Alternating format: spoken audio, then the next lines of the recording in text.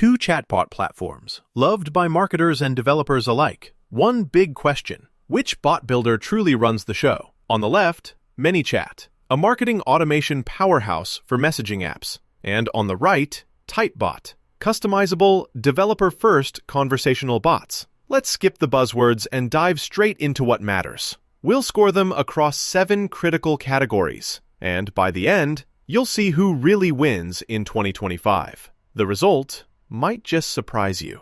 Okay, real quick, I want to show you the mind map of everything we're comparing today. We've got ease of use, pricing, integrations, customization and flexibility, channels and audience, use case strength, and finally, AI and automation.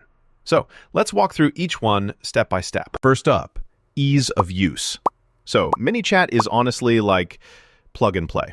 Their drag and drop builder is super visual, and you don't need a tech background to get started. If you're just dipping your toes into bots, this is probably what you'd want. But okay, here's where Typebot takes a different route. It's got tons of flexible components, and you definitely get more granular control, which is awesome. But let's be real, there's a steeper learning curve. If you like tweaking every little setting, cool. But if you want to whip up a bot with zero fuss, ManyChat wins this round. Easy call. Now, let's talk pricing. ManyChat does give you a free tier, which is great for trying stuff out. But once you start climbing toward advanced features or more subscribers, those costs start stacking up. Advanced features, gotta pay up. Now, Typebot's pricing is kind of refreshing.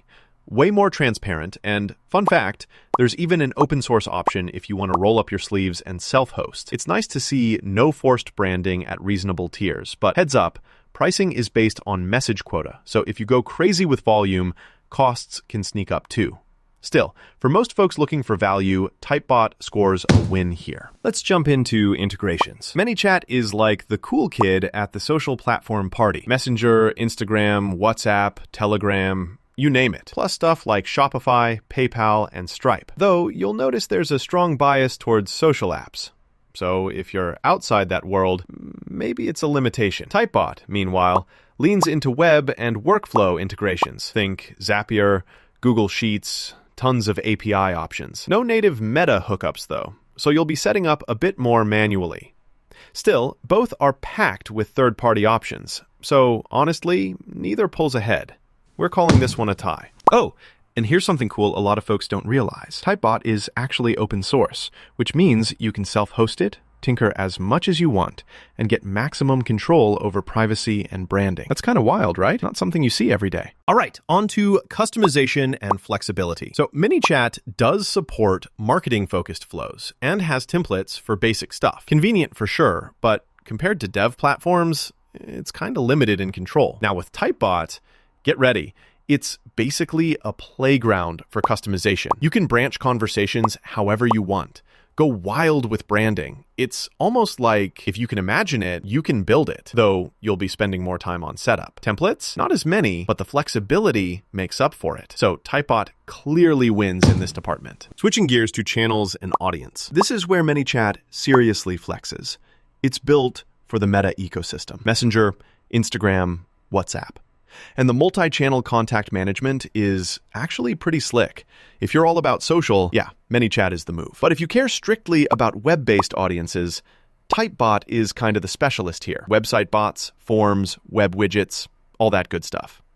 Social management, not so much. Overall, though, ManyChat covers more channels and audience types, so it takes the trophy this time. Use case strength. Let's talk real-world applications. ManyChat goes hard in lead generation, e-commerce automation, and just crushing it on social media engagement. If that's your jam, it's awesome. Not the best for tricky support workflows, though. Typebot flips the script. It's great for complex surveys, customer support automations, and highly branded conversational experiences. Not really a marketing automation beast, but for deeper customer conversations, it's top-notch. Bottom line, both are strong, just in different ways. So, we gotta say, it's a tie in this category. Last up, AI and automation.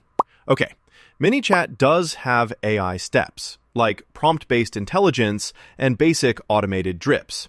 It's easy, it works, but don't expect super fancy language features or NLP. Typebot's approach, flexible workflow logic. And you can plug in your own AI via webhooks or APIs. which is honestly pretty cool for devs. But neither has deep built-in AI magic yet. So, on automation and AI, both have strengths, but it's not a blowout. We're calling another tie. Now let's put it all together in our radar chart. You can see ManyChat absolutely dominates on ease of use and channels, while Typebot pops forward on pricing, customization, and that developer-first flexibility. Both spread out pretty evenly for integrations and use case strength, and yeah, neither knocks it out of the park with AI yet. So visually, the differences really jump out. So what's the bottom line? If you want a marketing automation powerhouse that's easy to set up, and you mostly live in Messenger, Instagram, or WhatsApp, ManyChat is a no-brainer.